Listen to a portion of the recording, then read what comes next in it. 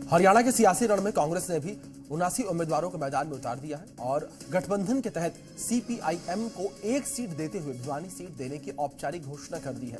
कांग्रेस ने जहां 2 सांसदों के बेटों को टिकट दी तो वहीं एक सांसद की पत्नी को भी टिकट दिया है। साथ ही साथ जिस सीट उल्काना पर शैलजा चुनाव लड़ना चाहती थी, उस सीट पर पार्टी ने नरेश सेलवाल को टिकट सौंपा है। दूसरी ओर टिकट कटने का गम कुछ नेताओं को खाए जा रहा है। ये दर्द, ये गम, ये आंसू तो जाहिर है कि टिकट की दरकार थी, जिस पर कैंची चल गई। अब मन का गुबार फूटेगा नहीं तो और क्या होगा? फिर कहां आंसू संभलेंगे और कहां दिल का दर्द छुपेगा? मैंने जो काम किए हैं उन कामों की लड़ाई है। आप सबके जनता के पुतों की लड़ाई है और इस लड़ाई को आपके बिना मैं नहीं ले सकती। मुझे यकीन दिला दीजिए कि आप ये लड़ाई लड़ेंगे। कांग्रेस पार्टी की बल्लभगढ़ विधानसभा से टिकट न मिलने के बाद पूर्व विधायक शारदा राठौर ने निर्दलीय चुनाव लड़ने का फैसला लिया है। हरियाणा के राजनीतिक दंगल में कांग्रेस ने लंबे इंतजार के बाद नामांकन पत्र दाखिल होने के अंतिम दिन से महज कुछ घंटे पहले ही बची सीटों पर सूची जारी की। पार्टी ने लंबी खींचतान के बाद सीटों से पर्दा हटाया है, जिसमें राज्यसभा सांसद रणदीप सुरजेवाला के बेटे आदित्य सुरजेवाला को कैथल और हिसार से लोकसभा सांसद जेपी उर्फ जयप्रकाश के बेटे विकास सहारन को क्लैत विधानसभा से टिकट दी है। वहीं अंबाला से लोकसभा सांसद वरुण मुलाना की पत्नी पूजा चौधरी मुलाना विधानसभा से चुनाव लड़ेंगी। पूर्व मंत्री निर्मल सिंह को अंबाला सिटी से टिकट मिली है, जिनका 2019 के चुनावों में शैलजा के विरोध के चलते टिकट कट गया था। वहीं निर्मल सिंह की बेटी चित्रा सरवारा अंबाला कैंट से निर्दलीय उम्मीदवार के तौर पर चुनाव लड़ेंगी। शैलजा गुट से पूर्व डिप्टी सीएम चंद्रमोहन बिश्नोई को पंचकुला से और पूर्व डिप्टी स्पीकर अकरम खान को जगाधरी हलके से टिकट मिला है। हालांकि कुमारी शैलजा जिस उकलाना सीट पर चुनाव लड़ना चाहती थी, उस सीट पर पार्टी ने नरेश सेलवाल को उम्मीदवार बनाया है। मैं हमारे सारे के सारे कांग्रेस कार्यकर्ता और साथी जो हमारे परिवार के साथ सालों साल जुड़े हैं, उन सबका धन्यवाद करता हूं। उन सब की मेहनत की वजह से हम कल के दिन कैथल को एक बार फिर से चमकाएंगे और अपनी मेहनत से कैथल को शाइनिंग स्टार बनाएंगे।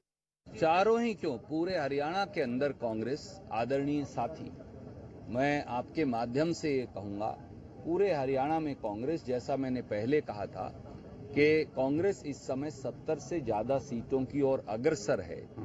वो होगा लोगों के आशीर्वाद से।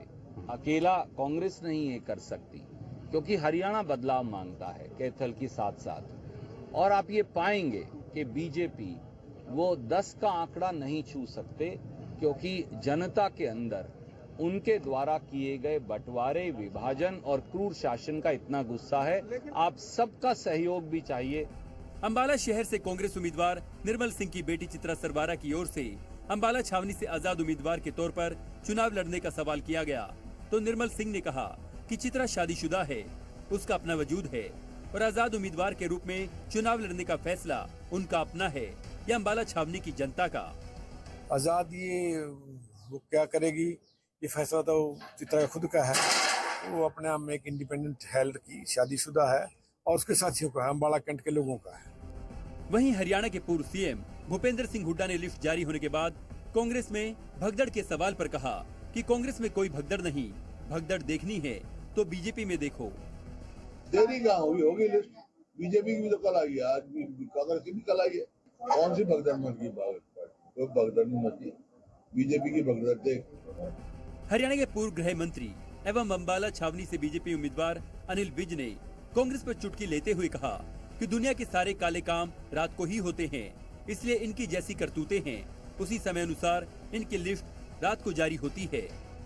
दुनिया के अधिकतर काले काम रात को ही किए जाते हैं, इसलिए इनकी जैसी करतूतें हैं, उसी समय अनुसार रात को इनकी लिस्ट जारी की गई है। वैसे कांग्रेस हो या बीजेपी, सूची तो दोनों ही पार्टियों ने देर रात जारी की थी। साथ ही लिस्ट जारी होने के बाद दोनों ही दलों के नेताओं की नाराजगी भी सामने आई है। अब देखना ये होगा कि बीजेपी और कांग्रेस में किसका दाव चुनावों में फिट बैठता है। ब्यूरो रिपोर्ट, जी मीडिया।